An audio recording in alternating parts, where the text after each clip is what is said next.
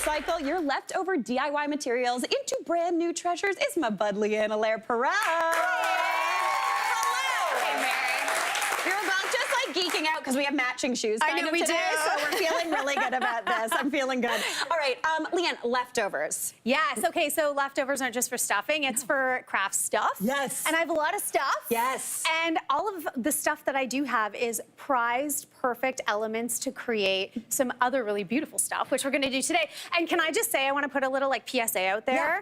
For all of those other DIYers like myself who have lofty ideas and thinking, oh, I'm gonna craft gifts for the holidays upcoming. Yes. November's right around the corner, and then it gets really busy and you're gonna run out of time. So think about what you have kicking around right now, maybe some of these items, and think about doing some gift crafting early. Oh, I like this idea. Get a jump start on it. Do you know what's also good about that? Yes. Really good hostess gifts. That is it. That's, you know what? Yeah. You got a nice, easy Sunday, put on some music, pour yourself a cup of coffee, do crafting, and then store those gifts. You've got them ready to go for gifting or for when those people just pop up at your house. Those ones. It's like, oh, I made this for you. Yeah. Wink, wink, nudge, nudge, right?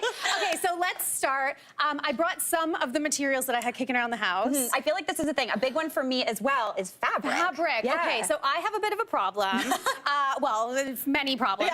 One of them being that when I go thrifting, I always swing by the linen section and I buy bed sheets. Because you get bang for your buck. This is a $3 bed sheet. Nice. And it's gigantic, so you have so much fabric to do so much crafting with. And it's always bigger. It's always wider. So big. Dream. So less expensive than when you're buying it by the meter.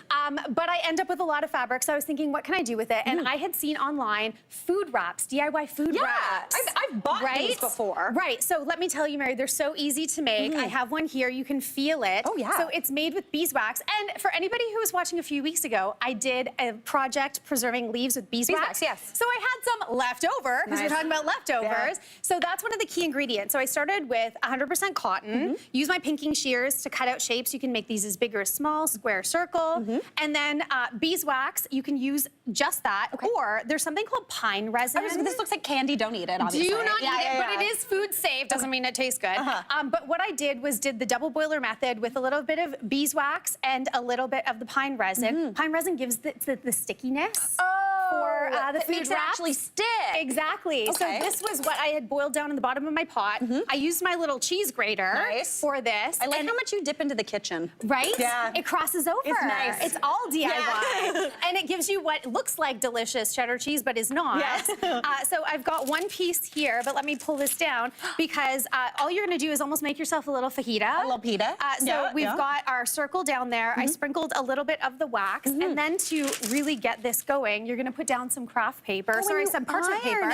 And you just let the iron sit on there. This is gonna take you like a couple minutes. I don't have it super high heat, but this will melt all of the wax right into the fabric. And let me tell you, and there we can start to see. It's happening. It's Look at starting that. to see. So you let that boil in. And then once you crinkle these up, because when I told you that it's the sticking power of these can really wrap around food, after you use them a few times, they get kind of all those lines on there and they start to wear down. Just re-iron them. Put another piece of parchment and it redistributes all of the wax right in there. This is fantastic. Super, super, I love this. Great for gifting. Super great for gifting. Great for gifting. I love that, especially you're going to a holiday party. People are gonna have leftovers. They're gonna need to wrap it up. If you're going, take it already wrapped and then you leave them the wrapper Smart. too. I love you can this say, idea. I made that. I made that and that. Yeah. All right, moving on. We've got some more fabric crafts as well. Yes. What are we doing? So we've seen before wrapped photo mats, but I love the idea of why not just wrap the frame itself. I love this, Because here's the thing, fabric is so forgiving to work with opposed to craft paper, which when you're gluing can start to rip and tear. This is so simple and so easy and I think really beautiful and customized. And all you need to do is put down your frame. You're gonna measure the allowance around the edge to make sure that you can fold it over all the way. And then make your allowance in the center. And also once we pop this off,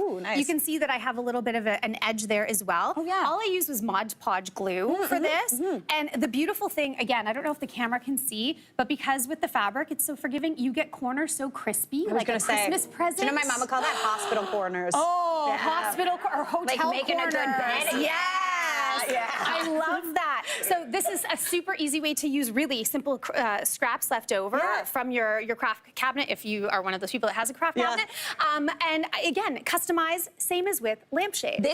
This blew my mind. I'm not gonna lie. Let's get into this. Okay, so I was thrifting this weekend because that's what one DIYer does. Found this little gorgeous goodie for $5 and this lamp for $8, but both of the shades were a little knocked up, right? They just needed a little bit of love. Buying a new shade costs money. I didn't want to do that. So we're just gonna work with the shades that we have. One of those bed sheets that I had kicking around, I simply cut 2-inch strips of fabric. And again, because it's a bed sheet, the fabric's nice and long, right? And you can see they're not clean cuts by any means, because all I had to do then was fold the fabric over. So now we have 1-inch strips, and I ironed it. So this is creating kind of like little bias strips. The one edge is still raw, which is totally fine, because all I did with these long strips was wrap them to create a pleated shade. I know, can you even? And so basically you're just going to overlap the raw edge. So you have a really clean pleat. Obsessed. Right? Love this. Also, a classic Leanna Lair pro, she's never gonna ask you to sew. I don't sew. Yeah, she doesn't sew. But you do glue. Glue that last piece in place. What do you do with this one? Okay, with this one, so you can see these are both work in progress. With this one, I simply made a template with some wrapping paper. So with this, I just lay the shade down because it's a curved shade. It's gonna kind of give you a little whoop. So figure out your template, again, leaving allowance for the top and bottom. And then you just use that template to simply cut a piece of fabric. And this is going to get glued on with a little bit of spray adhesive. Oh, this is so cute. And I think it's just going to give so much love and personality to the lamp. I love this. The question is, do I paint the base? TBD. I'm gonna wait until I get the shade done to decide if I paint the base. Oh, I like this. It might be green. I might say this on another episode of The Good Stuff Coming later. up. All right, now next up we've got, I know this is something, maybe you've done a reno, tiles, leftover tiles, those sheets. That's it. So I had some leftover tiles from a recent project. Can I tell you, these are marble tiles. They're beautiful. The sheet, I think, was under $20, but right away, I was like, these make perfect coasters. All you have to do is put the little feet on the bottom, and they're great for gifting. Saw these for about $50 for a set of 6 at another store.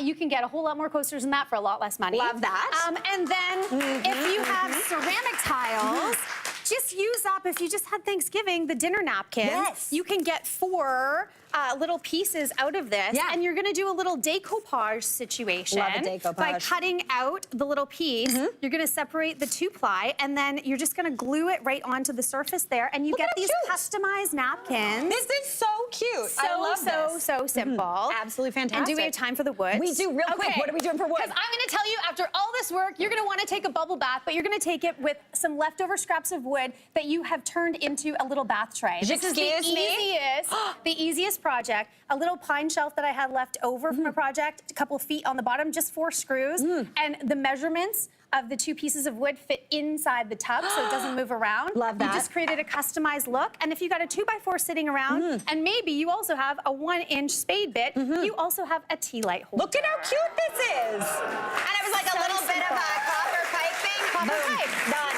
That's it. Leanna Lair Perot, as per usual, an absolute wizard, leftover queen. We love it. Hey, Mary here. What did you think? Drop your comments below, and don't forget to like and subscribe for more of the good stuff.